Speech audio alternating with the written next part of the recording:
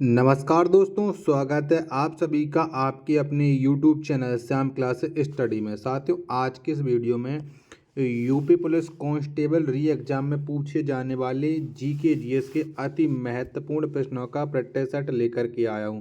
और ये सारे प्रश्न प्रीवियस ईयर के जो विभिन्न प्रतियोगी परीक्षाओं पूछे गए और आने वाले समय में यूपी पुलिस कांस्टेबल री एग्जाम के लिए बहुत ही ज़्यादा महत्वपूर्ण है। तो साथियों, आज के इस प्रैक्टिस सेट को आप लोग पूरा कीजिएगा और प्रैक्टिस सेट को पूरा करने के बाद आपको अपना स्कोर ईमानदारी के साथ कमेंट बॉक्स में शेयर करना और बताना कि आपने इस प्रैक्टिस सेट में से कितने प्रश्न सही किए और ये प्रैक्टिस सेट आपको कैसा लगा। प्रैक्टिस सेट पसंद आए तो वीडियो को लाइक, कमेंट और चैनल को सब्सक्राइब करना ना भूलें। तो पहला प्रश्न है आपके सामने कि सर्वाधिक सोने के सिक्के किस काल में चलाए गए। तो बताओ किसके काल में सर्वाधिक सोने के सिक्के चलाए गए थे। तो ये चलाए गए थे गुप्त काल में। एक का राइट आंसर हो जाएगा ऑप्शन संख्या ए इस प्रश्न का राइट आंसर हो जाएगा। प्रश्न संख्या 2 है आपके सामने कि निम्न में से किस मुगल शासक ने न्याय की जंजीर लगवाई थी। तो कौन से शासक ने लगवाई थी। तो न्याय की जंजीर लगवाई थी जहांगीर ने।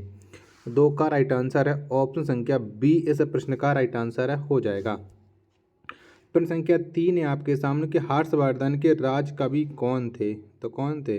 तो हर्षवर्धन के जो राज कवि थे वो आप लोग जानते कि वो थे बाण भट्ट। और यहाँ पर बाण दिया गया है तो यही राइट आंसर मान लेंगे। 3 का राइट आंसर ऑप्शन संख्या सी इस प्रश्न का राइट आंसर हो जाएगा।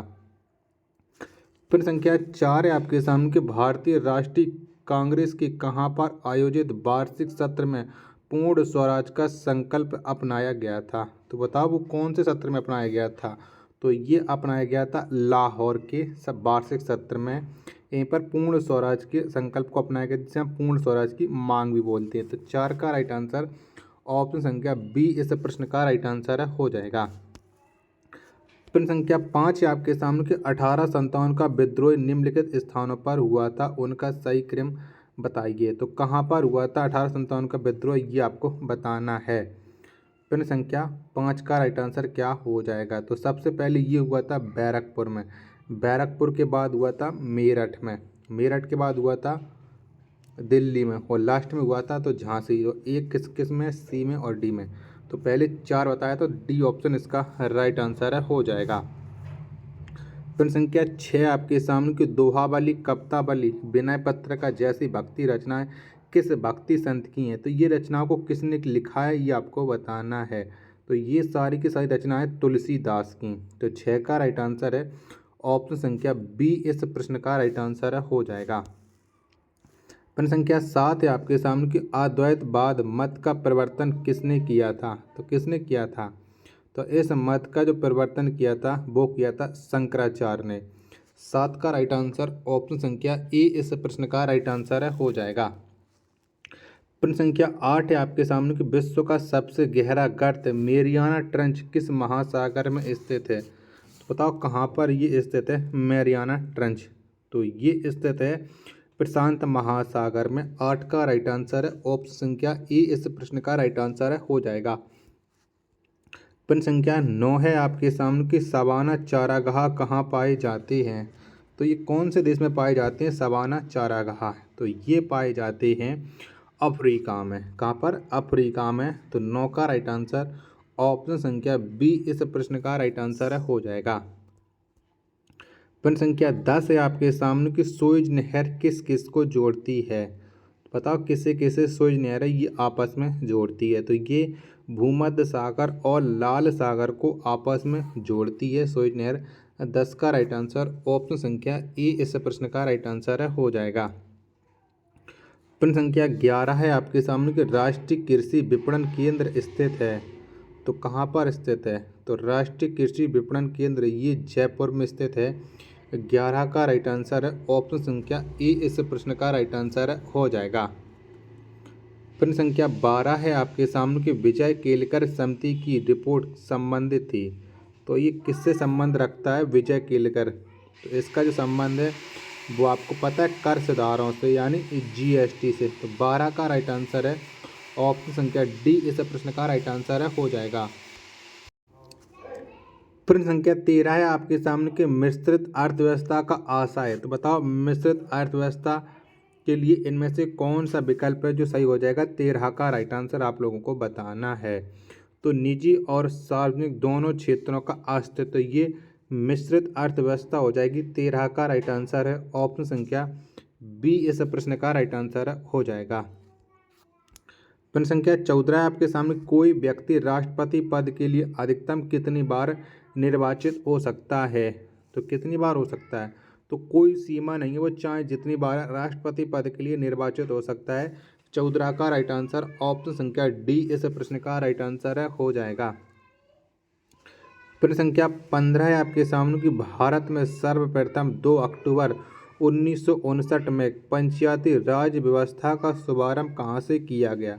तो कहाँ से हुआ था, तो आपको पता है कि ये शुभारंभ हुआ था वो नागौर राजस्थान से हुआ था। 15 का राइट आंसर ऑप्शन संख्या डी इस प्रश्न का राइट आंसर हो जाएगा। साथियों, अगर आपको ये वीडियो पसंद आ रही है तो वीडियो को लाइक आप लोग जरूर करना। चैनल को सब्सक्राइब नहीं किया होगा तो चैनल को आप लोग जरूर सब्सक्राइब कर लीजिएगा। प्रश्न संख्या 16 है आपके सामने कि राज्यों में राज्यपाल की नियुक्ति कौन करता है। तो किसके द्वारा होती है, तो राज्यों में जो राज्यपाल की नियुक्ति होती है वो होती है राष्ट्रपति के द्वारा। 16 का राइट आंसर ऑप्शन संख्या बी इस प्रश्न का राइट आंसर हो जाएगा। अगला प्रश्न है प्रश्न संख्या 17 है आपके सामने कि संपत्ति के अधिकार को किस संविधान संशोधन के द्वारा मूल अधिकार से हटाया गया या हटा दिया गया। तो बताओ 17 का राइट आंसर क्या हो जाएगा। तो संपत्ति के अधिकार को 44वें संविधान संशोधन के द्वारा हटा दिया गया था। ऑप्शन संख्या सी इस प्रश्न का राइट आंसर हो जाएगा। प्रश्न संख्या 18 है आपके सामने कि संविधान की तीसरी अनुसूची का संबंध है। तो बताओ इसका संबंध किससे है। संविधान की तीसरी अनुसूची तो शपथ एवं प्रतिज्ञान से है, संबंध रखता है तीसरी अनुसूची। 18 का राइट आंसर ऑप्शन संख्या बी इस प्रश्न का राइट आंसर हो जाएगा। प्रश्न संख्या 19 से आपके सामने कि डीएनए का प्रमुख कार्य है। तो बताओ क्या है डीएनए का प्रमुख कार्य। तो इसका प्रमुख कार्य है आनुवांशिक क्रियाओं का संचालन। 19 का राइट आंसर ऑप्शन संख्या डी इस प्रश्न का राइट आंसर हो जाएगा। प्रश्न संख्या 20 से आपके सामने कि निकट दृष्टि दोष से पीड़ित व्यक्ति के चश्मे में प्रयोग किया जाता है। तो कौन से लेंस का प्रयोग होता है निकट दृष्टि दोष से पीड़ित व्यक्ति के चश्मे में। तो इसमें होता है अवतल लेंस का प्रयोग। 20 का राइट आंसर है ऑप्शन संख्या बी इस प्रश्न का राइट आंसर हो जाएगा। प्रश्न संख्या 21 से आपके सामने कि डायनमो ऊर्जा का रूपांतरण करता है। तो बताओ ये किससे किस में करता है डायनमो ऊर्जा का रूपांतरण। तो ये यांत्रिक ऊर्जा को विद्युत ऊर्जा में बदलता है डायनमो। 21 का राइट आंसर ऑप्शन संख्या बी इस प्रश्न का राइट आंसर हो जाएगा।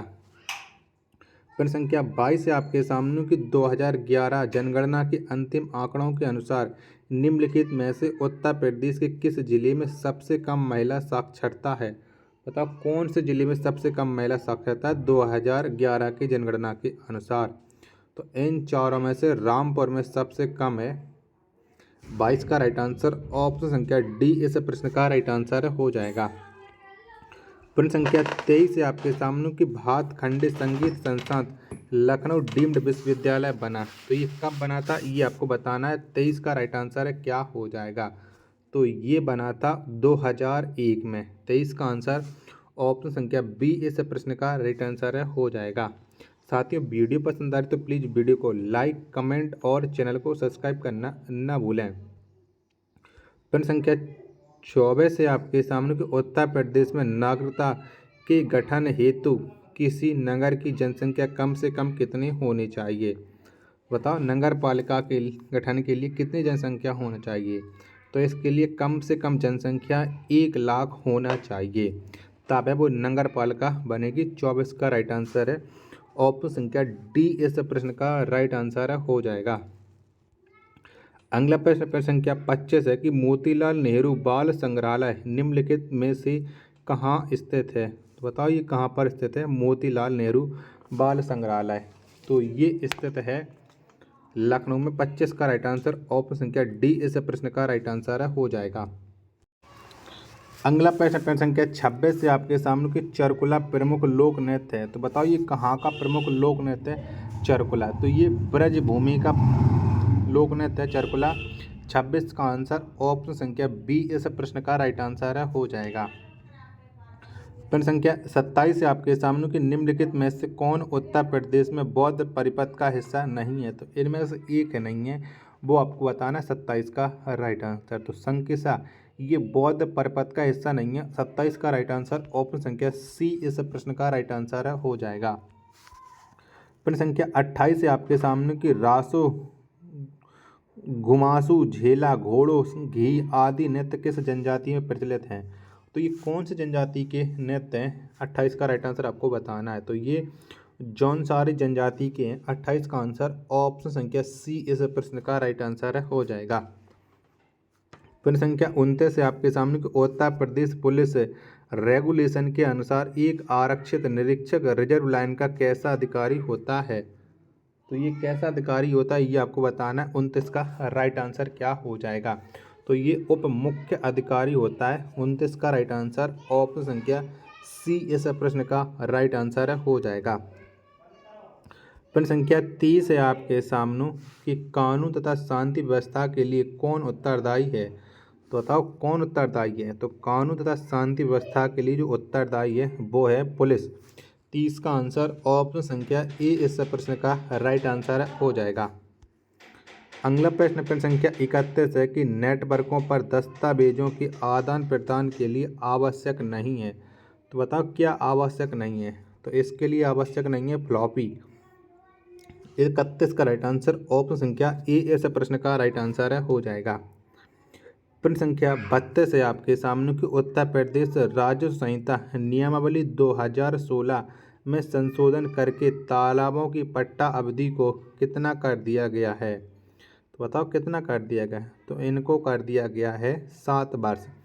32 का राइट आंसर ऑप्शन संख्या बी इस प्रश्न का राइट आंसर है हो जाएगा। चलिएगा अगला प्रश्न आपके सामने प्रश्न संख्या है 33 कि साइबर क्राइम में निम्न में से क्या शामिल है। तो बताओ इनमें से क्या शामिल है साइबर क्राइम में। तो साइबर क्राइम में शामिल होती हैं कंप्यूटर और नेटवर्क। 33 का आंसर ऑप्शन संख्या ए इस प्रश्न का राइट आंसर है हो जाएगा। अगला प्रश्न आपके सामने कि विश्व एड्स दिवस कब मनाया जाता है। तो कब मनाते हैं। तो ये मनाया जाता है 1 दिसंबर को विश्व एड्स दिवस। 34 का राइट आंसर ऑप्शन संख्या सी इस प्रश्न का राइट आंसर हो जाएगा। प्रश्न संख्या 35 है आपके सामने कि the new wealth of nation के लेखक हैं। तो बताओ इसके लेखक कौन है। तो इसके लेखक है सुरजीत एस भल्ला। 35 का राइट आंसर ऑप्शन संख्या ए इस प्रश्न का राइट आंसर हो जाएगा। साथियों अगर आपको वीडियो पसंद आ रही है तो वीडियो को लाइक, कमेंट और चैनल को सब्सक्राइब करना ना भूलें। मिलते हैं अपने नेक्स्ट वीडियो में, तब तक के लिए धन्यवाद। जय हिंद।